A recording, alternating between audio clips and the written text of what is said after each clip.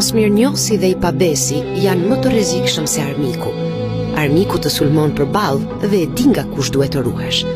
Por i pabesi të buzëqesh, të shtrëngon dorën, e fut në shtëpi, e ul në sofrën tënde, i jep bukën tënde, madje i shtrin edhe shtratin. Ai merr kohën, energjinë, besimin dhe sakrificat e tua, e më pas sillet sikur nuk e bër kurrë asgjë për të. Nuk është e dhimbshme të ndihmosh. E dhimbshme është të kuptosh se ke dhënë gjithçka për dikë që nuk të vlerëson kurrë. Nga armiku i ruan krahët, sepse e di që është armik, por nga i pabesi nuk ruhesh, sepse e ke konsideruar armik. Armikun e lufton, të pabesin e ushqen pa e kuptuar. Dhe kur e kupton, dëmi tashmë është bërë. Mos e humb mirësinë tënde, por mëso kujt t'ia jep.